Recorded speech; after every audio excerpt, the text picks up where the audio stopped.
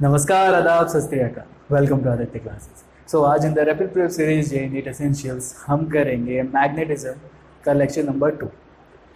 आधा चैप्टर हम इससे पहले वाले वीडियो में कवर कर चुके हैं। इफ आपने वो चैप्टर नहीं देखा तो आप जाके वो वाला चैप्टर देख लीजिए। उसके आगे from forces to moving coil, galvanometer and the convergence, वो सारी चीज़ें हम आज कवर करेंगे। सो बिना टाइम पास किए चलिए। तो देखिए जी, सबसे पहले आज हमारे पास है कि अगर एक चार्ज पार्टिकल को हम इलेक्ट्रिक फील्ड के अंदर रखते मतलब एक चार्ज पार्टिकल इलेक्ट्रिक फील्ड में एंटर करेगा तो क्या होगा। तो मैं एक इलेक्ट्रिक फील्ड का रीजन ये मान लेता हूँ जहाँ पर एक चार्ज पार्टिकल एंटर कर रहा है। तो मान लीजिए कि एक चार्ज पार्टिकल है जो कि जहाँ पर ऐसे एंटर कर रहा है। अब जब ये चार्ज पार्टिकल एंटर किया, अलग कलर से एंटर करा है इसको, यहाँ से एक चार्ज पार्टिकल यहाँ पर एंटर कर रहा है। अब जब ये एंटर करा इस रीजन के अंदर, तो जहाँ पर ये एक्स एक्सिस है, Y axis, electric field Y axis की तरफ है। इलेक्ट्रिक फील्ड की जो डायरेक्शन होती है वो पॉजिटिव से नेगेटिव, पॉजिटिव से नेगेटिव, मतलब पॉजिटिव से बाहर जाते हैं नेगेटिव की तरफ। मैं मानता हूँ कि ये चार्ज पार्टिकल है पॉजिटिव। अगर ये चार्ज पार्टिकल पॉजिटिव है तो वो ऑब्वियसली नेचुरली वो नेगेटिव की तरफ जाना चाहेगा। नेगेटिव की तरफ जाना चाहेगा तो नीचे तो पॉजिटिव है, ऊपर वाला हिस्सा नेगेटिव, ये वाला हिस्सा पॉजिटिव है और ये वाला हिस्सा नेगेटिव। तो इससे क्या होगा, चार्ज पार्टिकल ऊपर की तरफ अट्रैक्ट होगा। इस तरफ तो कोई फोर्स ही नहीं लगी, तो इस तरफ की फोर्स या एक्सेलरेशन जीरो। इस तरफ तो वो मतलब इस साइड तो वो कांस्टेंट वेलोसिटी से जाता रहेगा, जाएगा वो ऊपर की तरफ। तो force in an electric field on the charge particle is QE। F is equals to ma is equals to QE and therefore acceleration आ जाएगा QE by m।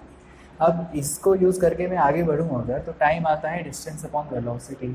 तो अगर मैं OY मतलब ये y एक्सिस पे मोशन को देखूँ तो नॉर्मल हमें एक अपनी स्टैंडर्ड इक्वेशन लगा दें, S is U T plus half A T square. तो यू टी जिस वेलोसिटी से ये एंटर हुआ था अलॉन्ग वाई एक्सिस होती है, वाई एक्सिस पे तो था ही नहीं, जो एंटर हुआ था एक्स एक्सिस के अलॉन्ग चल रहा था। वाई एक्सिस के लिए initial velocity 0, time T half A की value Q E by M आ गई and T is X by V का स्क्वायर। इसको सॉल्व करें अगर इक्वेशन को तो हमारे पास बनेगा y is equals to Q E by 2mv square into X square. ये वाली पूरी टर्म कांस्टेंट, इसको उठा के इधर किया, ये वाला जो कांस्टेंट वाला पार्ट है इसको माना के, एंड ये वाली इक्वेशन बनी है हमारे पास which is the equation of motion of a parabola. Hence जो ये वाला पार्टिकल पाथ फॉलो करेगा वो बनेगा पैराबोलिक। तो ये वाला पार्टिकल ऐसे चलेगा, अरे ये वाला पार्टिकल ऐसे मोशन में चलेगा along Y axis, X axis की तरफ। ये कहीं पे भी किसी भी तरीके का मोशन कैरी नहीं करेगा, वो सिर्फ जिस वेलोसिटी एक्सिस की तरफ जा रहा था उसी वेलोसिटी से आगे बढ़ता चला जाएगा। तो देखें, अगर एक charge particle circular path radius R का under the effect of perpendicular electric field, perpendicular मतलब पार्टिकल ऐसे रेडियस में चल रहा है, इलेक्ट्रिक फील्ड ऐसे लग रही है उसके ऊपर, तो उससे क्या होगा, force on charge particle is inversely proportional to square of distance. F is inversely proportional to r square, पहली चीज़ आएगी। दूसरा, velocity is inversely proportional to the root of radius. Velocity is proportional to 1 by square root of r. And the last thing is time of square period is directly proportional to cube of circular path का radius, मतलब t square is proportional to r cube। ये तीन चीज़ आएगी जब एक particle radius एक circular path में जाएगा under the effect of perpendicular electric field, मतलब ऐसा रेडियस चल रहा है, इलेक्ट्रिक फील्ड ऐसे है वहाँ परपेंडिकुलर 90 डिग्री। आगे बढ़े तो अब आता है force due to magnetic field. अच्छा, अगर अब ये इलेक्ट्रिक फील्ड वाली फोर्स देखो तो इलेक्ट्रिक फील्ड वाली force looks somewhat like this, ऐसे ऐसे एक पार्टिकल जो रास्ता ऐसा कवर करता है, this is perpendicular, this is parabolic. अब मैग्नेटिक फील्ड में बात करेंगे, पार्टिकल मैग्नेटिक फील्ड के अंदर एंटर हुआ तो मैं मानता हूँ एक पार्टिकल ऐसे एक एंगल थीटा पर मैग्नेटिक फील्ड के अंदर घुसा, मैग्नेटिक फील्ड इस तरफ आ रही मेरी तरफ, पार्टिकल ऐसे घुसा। अब पार्टिकल जब v वेलोसिटी से यहाँ पर घुसा, velocity is a vector quantity. Vector जब एक एंगल थीटा पे लग रहा है तो वेक्टर के दो कंपोनेंट्स बन जाते हैं। दो कंपोनेंट में एक कंपोनेंट हो गया v cos theta and theta वाला है, दूसरा वाला हो गया v sin थीटा। तो हम cos थीटा कंपोनेंट को v1 मान लेते हैं, sin थीटा कंपोनेंट को v2 मान लेते हैं। Force on a charge particle when it enters electric field is F is equals to Q V cross V, मतलब V sin थीटा बन जाता है, where theta is the angle between V and V, ये वाला हमारा angle theta है। तो अब ड्यू टू V1 फोर्स कितनी होगी, V1 इस तरफ की फोर्स कितनी होनी चाहिए, angle between V1 and B is 0, sine 0 होता है 0, हैंड्स फोर्स आएगी 0। ड्यू टू V2 ऊपर की तरफ वाला angle is 90 degree between B and V2, वो 90 है तो साइन 90 हो जाएगा। Hence F1 is 0 and F2 is QV2B। यहाँ पर साइन थीटा की जगह आ गया 1 साइन 90 1। अब यहाँ पर अगर क्रॉस प्रोडक्ट की डायरेक्शन आप निकालो तो क्रॉस प्रोडक्ट में आप जगह पे जब भी आपको क्रॉस प्रोडक्ट की डायरेक्शन निकालनी हो तो अपनी फिंगर्स को रखो in the direction of first vector. आपका जो फिंगर्स रोल होंगी मतलब जो पाम है वो होना चाहिए the direction of second vector, जो थंब आपकी डायरेक्शन देगा वो होगी इन डायरेक्शन क्रॉस प्रोडक्ट की जो आंसर है। तो यहाँ पे V क्रॉस B है। अब V देखो V ऐसे ऊपर की तरफ है, यहाँ पर मैग्नेटिक फील्ड इस तरफ है तो जो थंब है मतलब जो मोशन है वो अंदर की तरफ आ रहा है, तो जो पार्टिकल होगा वो अंदर की तरफ जाएगा। अब जैसे एक पार्टिकल ऐसा है इस तरफ था, पार्टिकल अंदर की तरफ है, जैसे पार्टिकल ऐसे जा रहा है तो जो V की डायरेक्शन है चेंज होती जा रही है हर एक पॉइंट पर। पार्टिकल ऐसा गया ऐसा गया ऐसा गया, ऐसे सीधा थोड़ी जा रहा है, ऐसे जा रहा है ना, हर एक पॉइंट पे उसकी जो डायरेक्शन ऑफ मोशन है वो चेंज हो रहा है। हैंस जो V2 मतलब V2 जो सेकेंड वेलोसिटी उसकी वजह से एक सर्कुलर पाथ आएगा। फर्स्ट वेलोसिटी की वजह से कोई फोर्स नहीं लग रही है, हैंस वो सीधा जाता चला जाएगा। तो अगर मैं एक सर्कल लूँ और सर्कल को ऐसे बढ़ाऊँ तो वो ऐसे ऐसे पाथ चलता जाएगा, उसको कहते हैं helix. And hence the path followed by a charged particle when it enters the uniform magnetic field is a helical path, जो कि बनेगा ऐसे ऐसे सर्कल एंड देन वो धीरे धीरे करके आगे बढ़ता चला जाएगा। और यहीं पर आप वो देखें तो आपका पार्ट बनेगा कुछ ऐसा, ये वाला एक सर्कल एंड देन दूसरा सर्कल एंड देन तीसरा सर्कल, और ऐसे कर करके वो आगे बढ़ता चला जाएगा, मैग्नेटिक फील्ड से बाहर निकल जाएगा। जैसे फील्ड से बाहर निकलेगा तो टेंजेंशियल चला जाएगा, जो भी जिस भी पॉइंट पर वो बाहर निकलेगा उसके अलॉन्ग वो टेंजेंशियली आगे बढ़ जाएगा। तो ये दो कंपोनेंट्स तो हमारे पास आगे V1 और V2। V1 की वजह से कोई फोर्स नहीं लगी, V2 की वजह से लगी एक सर्कुलर मोशन। एंगुलर वेलोसिटी देखो तो omega is equal to V/r होता है, F2 FC के बराबर। सेकेंड फोर्स मतलब जो V2 की वजह से लगी थी वो सर्कुलर मोशन में ले रही है, सर्कुलर मोशन मतलब सेंट्रीपिटल फोर्स, तो F2 हो गया VQB एक चार्ज पार्टिकल की वजह से। Centripetal force is mv²/r। V2 के एक कंपोनेंट ये यहाँ से V2 कट गया, एक पार्ट बचा R उधर m डिवाइडेड बाय VQR/m। ये आ गई B की एक्सप्रेशन V2 और इसकी एक्सप्रेशन। ओमेगा की टर्म्स में ये वाली वैल्यू यहाँ पर डालें तो ये आ जाएगा ओमेगा के लिए एक्सप्रेशन। इसी को आगे बढ़ा के तो लेके जाएं तो angular frequency mu is equals to ओमेगा/2 होता है, तो एंगुलर फ्रीक्वेंसी की आगे ये वाली एक्सप्रेशन या फिर ये बन गया angular velocity dq/2πm। Time period 1 frequency होता है तो टाइम पीरियड बन गया ये। एंड पिच ऑफ हेलिक्स मतलब पिच ऑफ हेलिक्स का मतलब ये वाला बस कि दो कंसेक्यूटिव सर्कल के बीच में ये डिस्टेंस कितना बन रहा है, ये वाला डिस्टेंस, ये वाला distance is pitch of helix. तो पिच ऑफ हेलिक्स बनेगा b into V, distance into distance velocity into speed. Distance is velocity into speed, तो वेलोसिटी और टाइम को स्पीड इंटू टाइम को मल्टीप्लाई किया, ये वाली एक्सप्रेशन आ गई पिच ऑफ हेलिक्स की। अच्छा तो देखिए जी, मैं आपसे कह रहा था कि जब एक चार्ज पार्टिकल एक मैग्नेटिक फील्ड में एंटर होगा तो वो क्या करेगा, ऐसे एक फोर्स लगेगी उस पर, ऐसे ऐसे करके वो मूव करेगा एंड सर्कुलर पाथ वो ले लेगा। और यही आप देखो charge particle perpendicular to the field जा रहा है तो वो ऐसा होता है 90 डिग्री वाला एक सर्कुलर मोशन कैरी करता है जब 90 डिग्री पे होता है, जो V2 वेलोसिटी कंपोनेंट की वजह से लगाता है। चलो आगे बढ़ें तो हमारे पास ये तो हो गया। इसमें अगर आगे देखो तो Lorentz force is a force जो लगती है due to combined electric and magnetic field. मतलब एक कोई रीजन है मेरे पास जहाँ पर चार्ज एंटर हुआ और उसमें इलेक्ट्रिक फील्ड और मैग्नेटिक फील्ड दोनों ही लग रही हैं, तो वहाँ पर FE और FB दोनों ऐड हो जाएगा, वो टोटल फोर्स लगेगा QE plus V cross V, QV cross V, Q common हो जाएगा E plus V cross V। This is the expression for Lorentz force. अब अगर इसमें अगर मैं हम कुछ स्पेसिफिक केसेस देखें तो यहाँ पर पहला केस अगर ए बी और बी म्यूचुअली परपेंडिकुलर है, तीनों के बीच का एंगल इज 90 डिग्री। 90 डिग्री होने से क्या होगा, वी बी यहाँ पर साइन थीटा चला जाएगा तो ई बी बी बचेगा। और इस केस में जब म्यूचुअली परपेंडिकुलर होंगे तो F E F B are equal, जब म्यूचुअली परपेंडिकुलर होंगे तो, एंड हेंस ये एक्सप्रेशन आती है आपके पास वेलोसिटी की। ये वाली जो वेलोसिटी है this is used in the velocity selector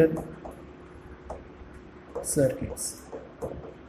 मतलब इसको आप ऐसे मान सकते हो कि अगर मैं इलेक्ट्रिक फील्ड लगा रहा हूँ वाई एक्सिस पर मैं जो मैग्नेटिक भी लगा रहा हूँ वो z एक्सिस पर है और जो पार्टिकल है वो x एक्सिस पे एंटर कर रहा है, उस केस में ये चीज़ चलती है वेलोसिटीज इलेक्ट्रिक सर्किट्स, जो कि इस साल CBSE के सिलेबस से बाहर है। और इफ़ आपने इलेक्ट्रोमैग्नेटिक वेव्स पढ़ा हो अभी अगर आगे वाला जो कंपैरेटिवली थोड़ा ईजी है, वहाँ पर भी ये चीज़ यूज़ होगी, E is to B C यहाँ से आ जाता है, बी वेलोसिटी वहाँ पर सी इलेक्ट्रोमैग्नेटिक वेव मतलब स्पीड ऑफ लाइट, तो E is to B C वही वाली चीज़ हम आगे भी लेके चलते हैं। अगर E B V तीनों कोलिनियर है, कोलिनियर का मतलब B V और E तीनों एक ही तरफ लग रहे हैं, E भी इधर ही, B भी इधर ही और V भी इधर ही, तो B और V अगर एक साइड लग रहे हैं तो उधर से तो फोर्स ज़ीरो हो जाती है।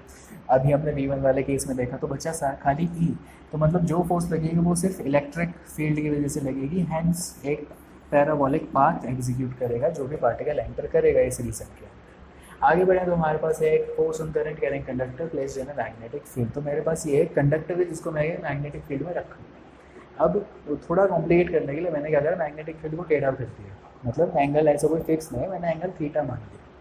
तो ये कंडक्टर मैग्नेटिक फील्ड ऐसी टेढ़ी सी लग रही है, तो magnetic field and drift velocity. Current carrying conductor मतलब electrons are flowing in the conductor, तो जब इलेक्ट्रॉन फ्लो कर रहे हैं कंडक्टर के अंदर तो वो फ्लो करते हैं with velocity equal to drift velocity, current electricity में पढ़ा था। तो अब वी डी वेलोसिटी से electrons are flowing here, magnetic field की डायरेक्शन को है, तो वी डी और बी के बीच का angle is theta. Radius r1 है, लेंथ l है कंडक्टर की, area of cross section a है, and capital N is the total number of electrons, small n is the number density मतलब number of electrons per unit volume. तो capital N जो आएगा small n into volume मतलब m into a है। तो अब अगर मैं सिर्फ एक इलेक्ट्रॉन की बात करूँ तो एक इलेक्ट्रॉन पर कितनी फोर्स लगेगी, F is equals to Q we cross B, जो जनरल फॉर्मूला था मैंने यहाँ पर बस वही लगाया, F is equals to Q we cross B. यहाँ पर Q तो हो गया इलेक्ट्रॉन का चार्ज माइनस E, V की जगह आ गई ड्रिफ्ट वेलोसिटी और B तो मैग्नेटिक फील्ड लगी रही है। टोटल फोर्स की बात करें इस पूरे कंडक्टर पे कितनी लगेगी, वो number density of electrons into force on one electron N E V cross B. Okay,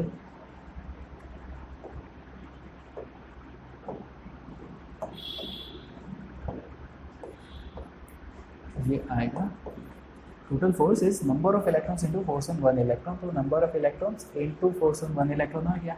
N की जगह पर ये वाली वैल्यू सब्स्टिट्यूट कर दी, N is equal to number density into volume, तो number density into volume into E V D cross B आ गया। अब इसको आगे सॉल्व करें तो N A cross A L E V D B और वी डी क्रॉस बी को छोड़े तो V D B sine theta. अब करंट इलेक्ट्रिसिटी में हमने पढ़ा था that I is equal to N E V D होता है, N E A V D होता है, तो यहाँ से आप N E A V D को हटाइए तो इसकी जगह आई आ गया, तो I L B sine theta बचा, I L B sine theta. इसी को वेक्टर के फॉर्म में लिखें तो F is equal to I L cross B आ गया, which is the force on a conductor carrying current when placed in an magnetic field. अब अगर इसको थोड़ा आप जनरलाइज करना चाहें तो आप ऐसे कोई अगर फिगर आपके पास आ जाए जहाँ पर एक सेमी सर्कल मेरे को दे रखा है, सेमी सर्कल के दो एंड मतलब radius is R, semi circle है, सेमी सर्कल जहाँ पर रेडियस इज आर, और इसको मैंने एक मैग्नेटिक फील्ड के अंदर रखा हुआ है और सेम क्वेश्चन आपके पास आ गया। तो जहाँ पर जो मैंने लेंथ ली है आई एल क्रॉस बी, ये वाली जो लेंथ है यहाँ पर आपको लेंथ यही लेनी है, मतलब आपको लेंथ जो लेनी है वो हमेशा होनी चाहिए distance between the two ends of a conductor, यही वाली लेंथ आपको हमेशा लेनी है। ये सरकमफेरेंस नहीं लेना, इसके बीच की लेंथ ही उठानी आनी चाहिए, 2r ही लेंथ आपको यूज़ करनी है when you are doing questions. अगला टॉपिक देखें तो आगे है force between two long straight wires या पैरेलल वायर्स कैरिंग करंट। तो अगर दो पैरेलल वायर हैं, ये दो पैरेलल वायर, मैं एक केस देखता हूँ, दूसरा वाला आप खुद से इमेजिन करेंगे। तो अब देख लीजिए, ये एक wire right hand thumb rule लें तो करंट की डायरेक्शन ये, मैग्नेटिक फील्ड की डायरेक्शन ये, मैग्नेटिक फील्ड बनेगी इसकी ऐसा है, ऐसा। इसमें भी देखो तो ये भी ऐसा ही बनेगा, ये भी ऐसी ही एक मैग्नेटिक फील्ड बनी। अब अगर इसको इमेजिन करो आप फिंगर्स से देखो तो फिंगर्स में क्या हो रहा है, एक की मैग्नेटिक फील्ड ऐसी, दूसरे की मैग्नेटिक फील्ड भी ऐसी बन रही है। फील्ड की डायरेक्शन देखो, मेरे पास ऑब्वियसली दो ही एंड है, मैं ऐसे ब्रह्मदेव या विष्णुदेव की तरह तो उन्होंने मेरे चार चार हाथ हो, तो एक डायरेक्शन ये वाली डायरेक्शन, दूसरे में भी इसी तरफ क्रॉस हो रहा है, तो मेरे फिंगर्स ऐसे होल्ड कर सकते हैं ऐसे, तो ये वाली एक डायरेक्शन बन गई ऐसे। जब ये मैग्नेटिक फील्ड जो ऐसे क्रॉस कर रही है एक दूसरे को, ये वाली फोर्स क्रिएट करेगी अट्रैक्शन। उस वाले केस में अगर आप देखो तो पहले वाले केस में तो ऐसे ही है, जो फील्ड है वो यही वाली डायरेक्शन, सेकंड ऐसा फील्ड ऐसे की तरफ बनेगी, मतलब ये फील्ड बनेगी एंड हेंस फोर्स बनेगी ऐसी, जो कि अट्रैक्शन वाली फोर्स क्रिएट नहीं करेगी, रिपल्शन वाली फोर्स क्रिएट करेगी।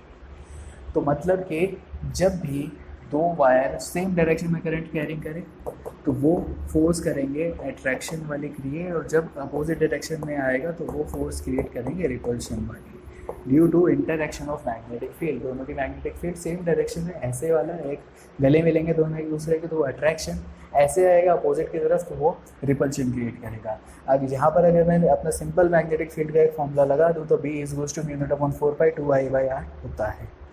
ये कहाँ से आया जी? ये आया हमारे पहले वाले फॉर्मूले से, field due to long straight wire, जो हमने पिछले यूनिट में पढ़ा था, पिछले लेक्चर में किया था इसको। तो B = μ0/4π2I/r। अब फोर्स निकालनी है मेरे को, हम सेकंड वायर, ये first wire second wire, force second wire पे क्या आएगी? वायर का करंट। फोर्स क्या होती है एक वायर पर? BIL sin थीटा, ये होती है फोर्स एक वायर के ऊपर। तो B आ गया B1, second wire is the magnetic field of first wire, तो B आ गया B1। फिर सेकेंड वायर का current is I2, second wire की length is L2, and second wire और लेंथ और मैग्नेटिक फील्ड का प्लेन ये हुआ, लेंथ ऐसी, length is this, magnetic field ऐसा, ये एंगल 90 डिग्री का, एंड हेंस sin 90 होता है 1। तो यहाँ पर आपकी जो एक्सप्रेशन आई, B की वैल्यू पुट करने के बाद बन गई μ0/4π2I1I2R/r इंटू L2। L2 को अगर मैं डिवाइड करूँ वो बन जाएगी फोर्स पर unit length, which comes out to be μ0/4π2I1I2/r, जो कि है हमारा desired formula for force on current carrying wire, parallel wires आपस में एक दूसरे पे कितने फोर्स करेंगे। तो फोर्स पर यूनिट लेंथ हमेशा इतनी ही है, और ये वाली चीज़ यूज़ होती है टू डिफाइन एम्पेयर। एम्पेयर अगर मैं पीछे वाला फॉर्मूला लिखूँ अपना कि फोर्स क्या है μ0/4π2I1I2/r, तो force is equals to μ0/4π2I1I2/r। अगर इस केस में मैं क्या करूँ, मैं मान लूँ R is 1 metre, I1 I2 are both 1 ampere, तो फोर्स कितनी बनेगी? फोर्स बन जाएगी भाई आपकी μ0/4π की वैल्यू है 4π × 10⁻⁻⁷ μ0 की value divided by 4π × 2 into I1 की वैल्यू 1 इंटू I2 की वैल्यू 1 डिवाइड बाय R की वैल्यू 1। तो ये 4π से 4π कट गया, ये बना 2 × 10⁻⁻7 न्यूटन फोर्स। ये जो डेफिनेशन ऑफ एम्पेयर है ये यूज़ होता है when we are defining ampere, and according to CPSC board obviously ये डेफिनेशन होगा जेईई नीट में आंसर है। तो CPSC के लिए लगता है कि आपको निकालना है, पूरा एक क्वेश्चन बनता है ऐसा कि आपको निकालना है force between to parallel current carrying conductors and hence define ampere. तो ये फॉर्मूला आ गया, इससे आपको एम्पेयर डिफाइन करना है। तो इस फॉर्मूले के अकॉर्डिंग एम्पेयर की डेफिनेशन क्या बन जाएगी कि 1 ampere is that current which when passed through two parallel straight wires kept 1 meter apart exert a force of 2 × 10⁻⁻7 Newton on each other per unit length। That's it। तो देखिए जी अगला topic है हमारा torque on current carrying coil and magnetic field. तो मैंने coil को magnetic field के अंदर रखा हुआ है, इसके ऊपर कितना टॉर्क लगेगा, टॉर्क क्यों लगेगा पहले तो ये देखते हैं। तो एक कॉइल है टेढ़ी रखी हुई है, मैग्नेटिक फील्ड एक एंगल थीटा पे लग रही है with the plane of coil. इसको समझने के लिए हम क्या करते हैं, हम अपना एक डंडा उठा लेते हैं, इसका हमारे बच्चों ने नाम रखा हुआ है आदि अस्त्र। हालांकि I have never used it but still बच्चों को डराने के लिए दूसरे टीचर रखते हैं, मैं कभी इन चीज़ों का उपयोग नहीं करता बट फिर भी तो इसको मानते हैं हमारे पास ये एक मैग्नेटिक, ये हमारे पास एक करंट कैरिंग लूप है। अब इसके साथ हमने मैग्नेटिक फील्ड लगा रखी है with an angle theta with the plane of loop. Plane of loop ये रहा आपके आगे, तो इसके एंगल थीटा पर, मतलब ऐसे, अब आपको लूप दिख रहा है यहाँ पर प्लेन ऑफ लूप, इसके साथ एंगल थीटा पर मैंने ऐसे यहाँ पर एक मैग्नेटिक फील्ड को लगाया हुआ विद एन एंगल थीटा। तो अब एंगल थीटा कहाँ का बन रहा है, इस पर, एंड इसको। अगर मैं इसके साथ देखूँ तो magnetic field and perpendicular to the plane, हमेशा जब भी हम एंगल देखते हैं कहाँ देखते हैं, परपेंडिकुलर। तो ये एंड परपेंडिकुलर के बीच का एंगल कुछ और बनेगा। बट अगर मैं इस वाली साइड के साथ देखूँ, ऐसा है, ये एक मैग्नेटिक फील्ड यहाँ पे लगे, but plane of the loop कहाँ है, ये वाला, तो perpendicular to the loop, perpendicular to the plane of the loop, plane of the loop के परपेंडिकुलर ये डायरेक्शन है। तो इसके बीच वाला एंगल तो हमेशा 90 डिग्री रहेगा, क्योंकि they are in separate planes. ये वाला प्लेन अलग है, ये वाला प्लेन अलग है, तो ये तो 90 डिग्री ही रहेगा। ये हमने पहले भी एक बार चीज़ डिस्कस करी, जब चीज़ें अलग अलग प्लेन के अंदर आ रही हैं तो वो तो 90 डिग्री एंगल पर ही रहेंगे हमेशा। बट ये तो सेम प्लेन के अंदर आ रही है, इस वजह से एंगल थीटा है, इधर इस वाली साइड का एंगल 90 डिग्री का। तो इस वजह से आप देखो यहाँ पर मैंने एंगल थीटा मार्क करा हुआ है, इधर भी, बट ये वाला एंगल विद द साइड वाले लूप, साइड वाले एजेस हैं इसके, उसके साथ एंगल इज 90 डिग्री। तो इसकी लेंथ L मानिए, ये वाली लेंथ मैंने मानी है B। अब यहाँ पर देखिए कि फोर्स कैसे लगे, फोर्स PS और RQ, PS ये वाला और RQ ये वाला, एंगल कितना बन रहा है इनका, L और B के बीच का 90 डिग्री। 90 डिग्री साइन 90 लगेगा यहाँ पर, एक्चुअली साइन 90 हो जाएगा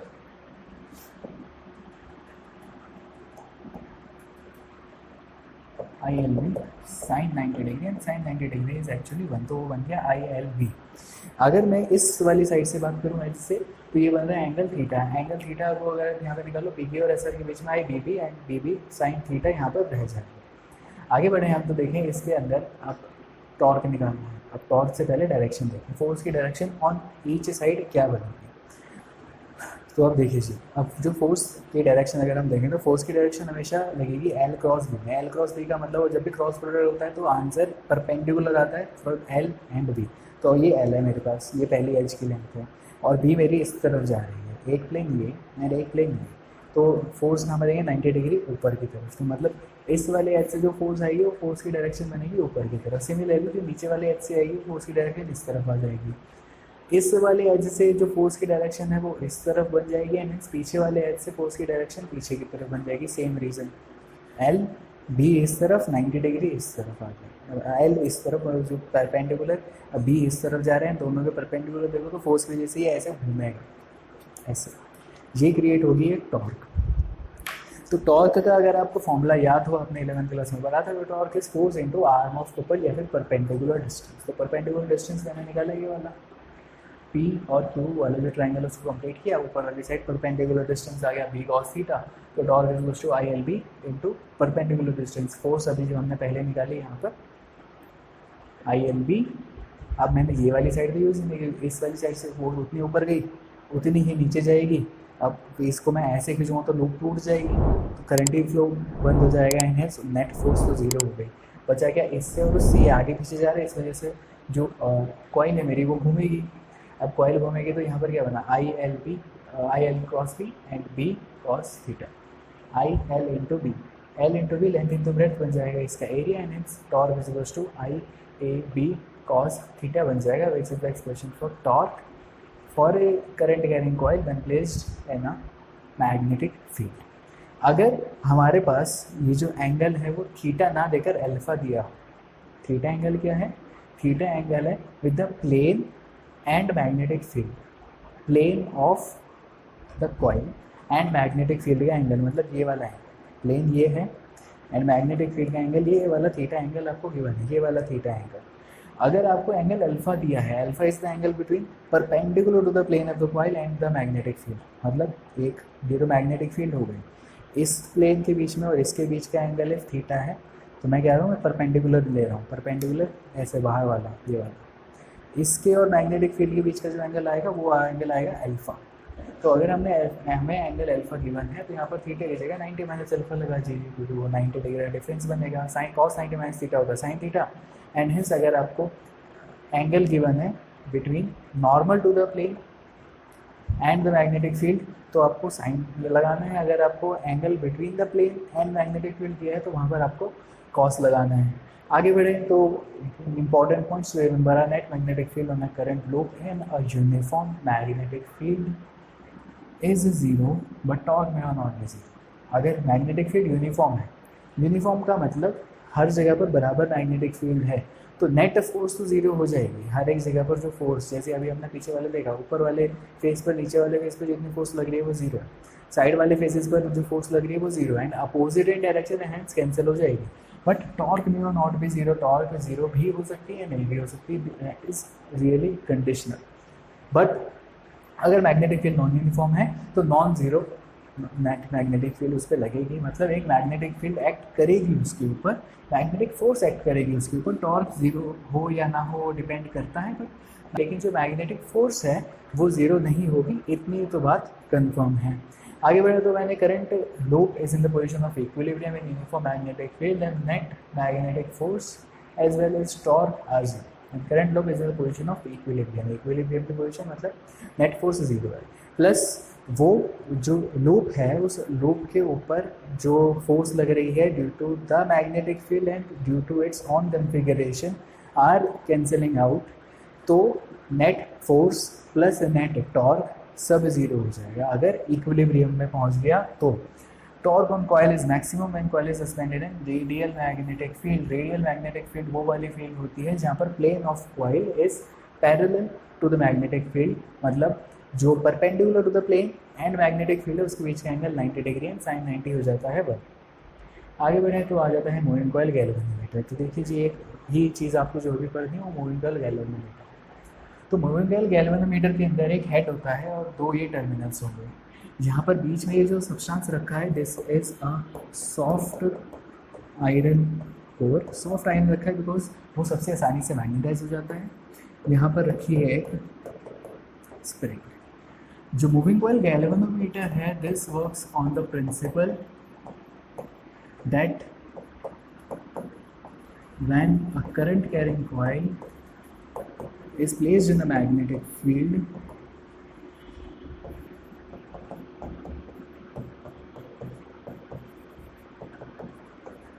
is placed in a magnetic field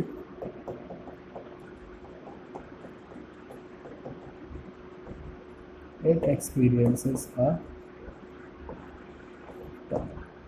जब ये करंट कैरिंग कॉइल को मैग्नेटिक फील्ड में रखेंगे तो वो टॉर्क लगेगा उसको। तो अगर मेरे पास इन दोनों टर्मिनल्स पे करंट मैंने कनेक्ट कर दिया, मतलब वायर्स लगा दिए, यहाँ पर एक मैग्नेटिक फील्ड मैंने क्रिएट कर रखी है रेडियल विच इज परपेंडिकुलर या parallel to the plane of flow या perpendicular to the normal to the plane of flow.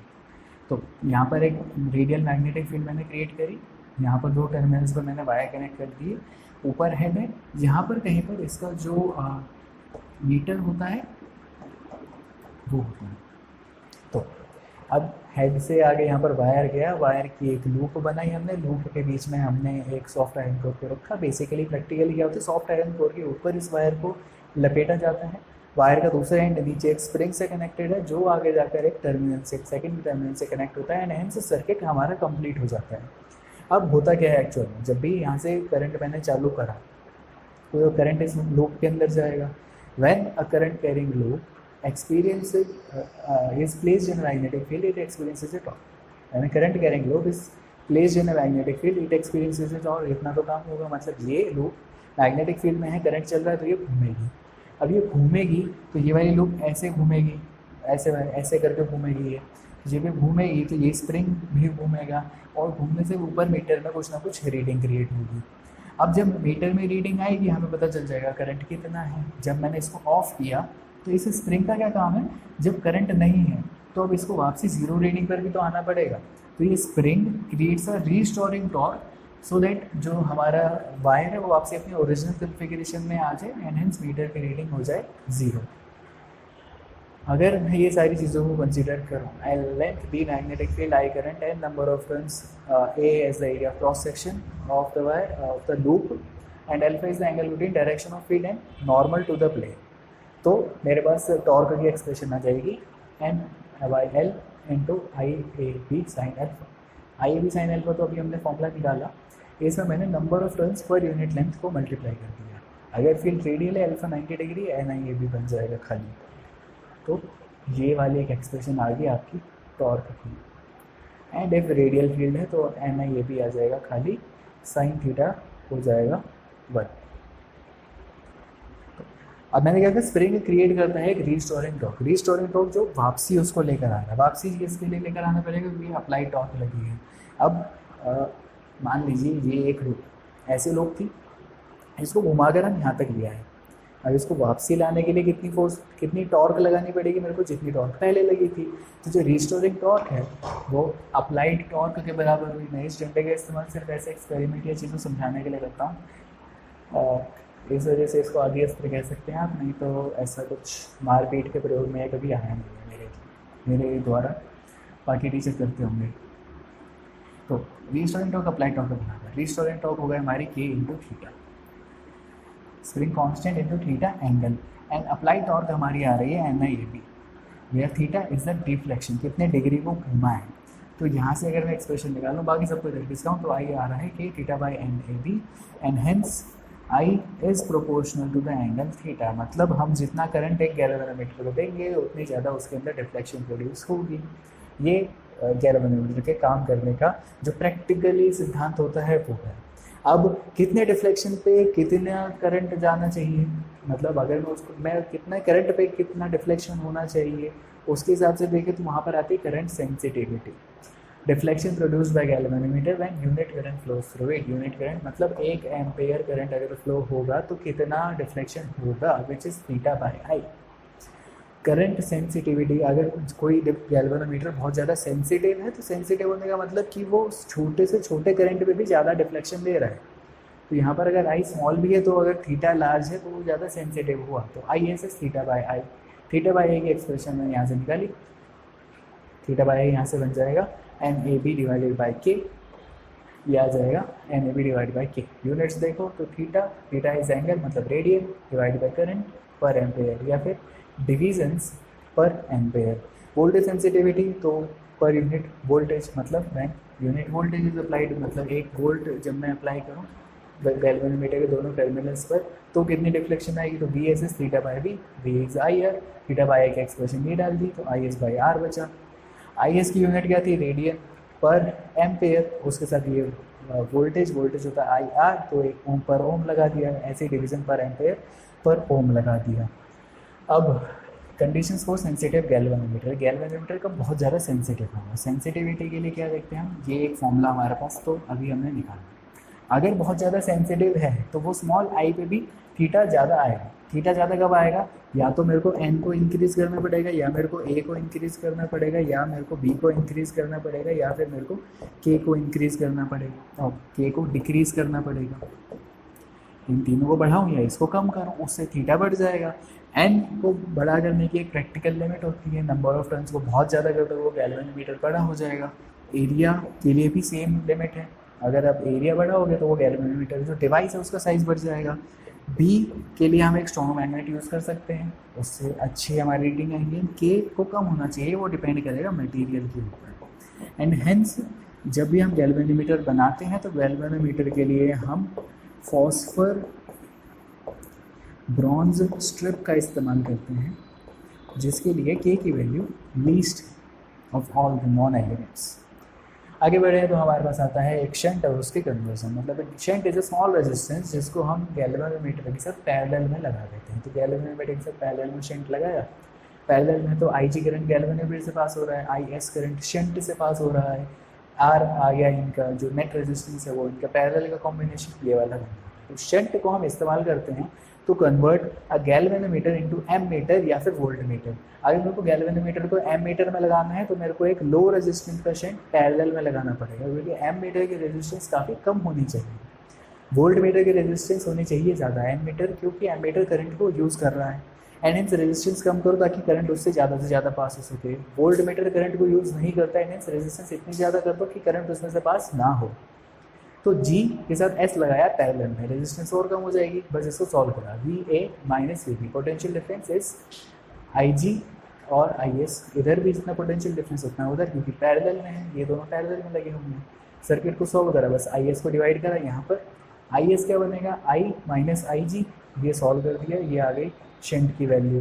Depending on the condition हम यहाँ पर शंट की वैल्यू निकाल सकते हैं। आगे बढ़े तो गैल्वेनोमीटर को वोल्टमीटर में कन्वर्ट करने के लिए हाई रेजिस्टेंस एंड सीरीज में लगाएंगे, तो I is equals to V by G plus S. G plus S कैसे, I is goes to V by R होता है, यहाँ पर दोनों सीरीज में कनेक्टेड है, हेंस जी प्लस एस हो जाएगा ये शंट रेजिस्टेंस। तो G plus S is goes to V by I and hence S is goes to V by I minus G. इतना रेजिस्टेंस में अगर एक वोल्ट मीटर के पैरेलल में सीरीज में लगा दूँ तो वो एक गैल्वेनोमीटर, इतना रेजिस्टेंस अगर मैं एक गैल्वेनोमीटर के साथ सीरीज में लगा दूँ तो वो वोल्ट मीटर के अंदर कन्वर्ट हो जाएगा। आगे बढ़े तो बस 3-4 question we are finishing this session. तो electron of energy 2000 electron volt describe the circular path in the magnetic field of flux density 0.2। Flux density से मतलब होता है हमारे पास मैग्नेटिक फील्ड दे रखी है 0.2 टेस्ला। इलेक्ट्रॉन की एनर्जी दे रखी है 2000 इलेक्ट्रॉन वोल्ट्स और हमें निकालना है रेडियस ऑफ द पाथ। अब रेडियस ऑफ पाथ निकालने के लिए हमें एनर्जी देखिए। एनर्जी का मतलब इलेक्ट्रॉन की काइनेटिक एनर्जी मतलब हाफ mv²। यहाँ से आप निकालिए v आ जाएगा आपका 2e डिवाइडेड बाय m का स्क्वायर रूट। पहली चीज़ अब क्या है, वो एक सर्कुलर पाथ डिस्क्राइब कर रहा है in magnetic field. Circular path है ना, मैग्नेटिक मतलब force due to magnetic field बराबर होना चाहिए force due to centripetal force, मतलब force in a circle. Magnetic field की वजह से सेंट्रीपिटल फोर्स लगी, तो मैग्नेटिक फील्ड और जो सेंट्रीपिटल फोर्स है, magnetic force and centripetal force को इक्वेट करें। मैग्नेटिक फोर्स कितनी लगेगी on a charge particle with v velocity, तो F is equals to Q we cross B, तो q v we is equals to, क्योंकि circle है तो एंगल 90 साइन 90 हो गया 1। F C centripetal forces mv² by r, एक v से एक v कैंसिल हो गया, तो यहाँ से हमारे पास एक्सप्रेशन है, हमें निकालना है रेडियस, तो r is equals to r इधर बी क्यू इधर mv divided by d q m upon B q into v जे रहा √2e बाय m। अब यहाँ पर सारी वैल्यूज़ को डाल दीजिए एंड आंसर का आंसर ये होगा आ जाएगा। Do this. इफ़ आपका आंसर नहीं आ रहा तो मुझे कमेंट सेक्शन में बताइए, I will give you the solution. अगला क्वेश्चन देखते हैं जी। अगला क्वेश्चन है force on the wire of length 2 centimetre placed inside a long solenoid near its centre. Solenoid के अंदर मैग्नेटिक फील्ड हमने पहले पढ़ी थी, B is equals to N I B is equals to V0 N. तो पहले angle 60 degree रखा है with the axis, then parallel and then perpendicular to the axis of solenoid. पहले angle is 60 degree, then parallel and then perpendicular. ये तीन angle हमें दे रखे हैं, आप सीधा सीधा फोर्स लगा दीजिए।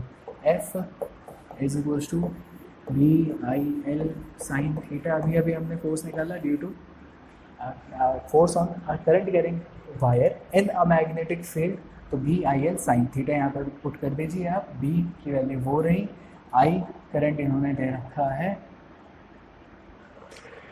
Carrying of 1 ampere inside a magnetic field of 0.4 tesla. आपको ये भी नहीं लगाना बल्कि this is 0.4 tesla into current is 1 ampere into length of the wire is 2 centimetre, मतलब 2 into 10 to the power -2 metre into sine theta is going to very.